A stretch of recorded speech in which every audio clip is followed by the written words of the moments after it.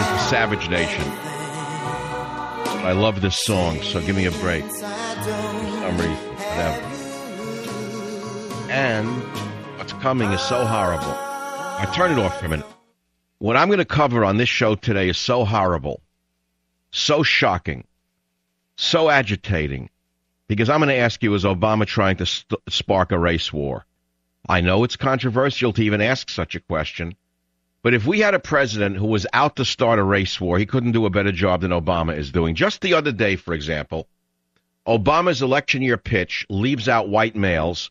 Instead, he appeals only to, he says it will be up to each of you to make sure that the young people, African Americans, Latinos, and women who powered our victory in '08 stand together once again, Obama said. He left out white males, and yet moronic white males voted for him, not knowing they were digging their own grave, with shovels given to them by the Democrat Party.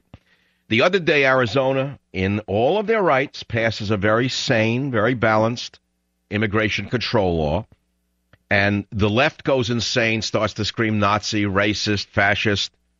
And instead of Obama acting like the president, which he really can't act like because he doesn't know what the job entails, instead of coming out and saying, well, I disagree with the law in Arizona, states have rights, and we're not going to intervene because we're the federal government, states have their own governments, and the people have spoken, we understand their problems. He didn't do that. He said he's going to challenge the law. He's going to send Eric Holder, who never met a terrorist he didn't like, after Arizona. And now he's sparking massive rallies on May Day, which, by the way, is a communist holiday. The Hispanic immigrants are going to riot across America on this weekend, May Day, which is a communist holiday. Can't you idiots put two and two together? When are you going to finally figure out why the radical left, whether it be the president here or the prime minister of England, why are they always in favor of illegal aliens, not in favor of the citizens themselves? Because their alliances are with the International Socialist Party of the world. Why don't you understand, finally, what I've been trying to tell you? This goes well beyond your Gardner. Is Obama trying to spark a race war? Now, you can call me on that, and you could say yes or you could say no. But what just came out moments ago on Drudge says residents in Arizona are organizing counter boycotts of Mexican food restaurants and travel to Mexican resorts and boycotting Mexican-owned companies in America. And they're going to find out where the money lies. That's right. The power in this debate is not with the rabble in the streets who are throwing rocks at police, who are threatening to kill you with hoes and axes, as you'll soon find out. The very same vermin in the left-wing media in this country who said that the Tea Parties were violent because they lied. There was no violence at Tea Parties. There was no N-word. There was no racism. It's all coming out of the immigrant rallies. They are the violent racists. The minute anyone in this country legitimately said, enough is enough, you've killed enough, you've run enough drugs, you've ruined our hospitals, you've ruined our schools, suddenly they start screaming Nazi and fascist, and every illegitimate left-wing lawyer comes out saying we'll sue. Every illegitimate left-wing lawyer comes out, we're going to sue, sue, and sue. That's all they know. Now we're going to find out who has the power here. Do the citizens of this country have the power to say no to illegal aliens who have ruined the country, who have bought our politicians like cheap prostitutes? Ask yourself a question. How is it that you have arrived in a nation at a time when your politicians do not represent you, but they represent foreign residents, foreign citizens, non-citizens who are stealing your medical care, stealing your legal care, ruining your schools, ruining your hospitals? How is it possible that politicians cannot take your side? How is it possible they're taking the side of non-citizens? Now, if you say my rhetoric is hypercharged and over the top, let me ask you good liberals who are so dispassionate about this immigration question, a question for yourself. Don't answer me, because I know you won't call the show because I'll gobble you up like a bonbon.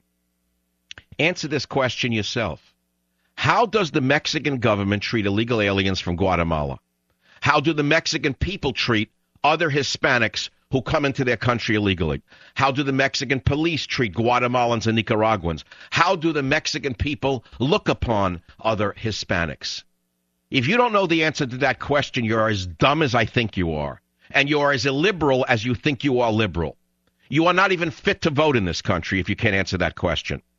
because I know the answers to that question, and the answers are not pretty. And so, yes, this will backfire on the Hispanic mobs. Yes, this will backfire on Obama.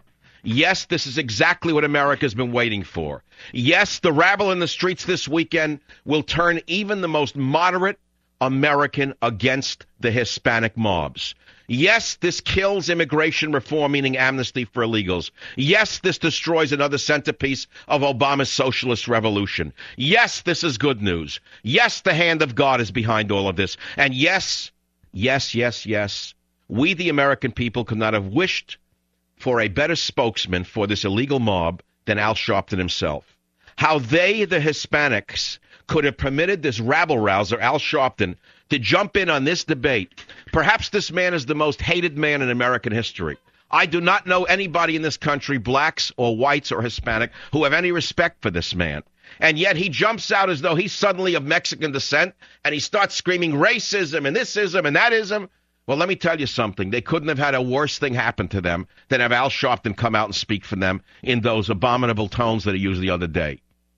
The fact of the matter is, I am so sick and tired of pressing one for English. I do not want to press one for English in my own country. I don't want to go to a motor vehicle bureau where every language is shown and English is only one of the languages.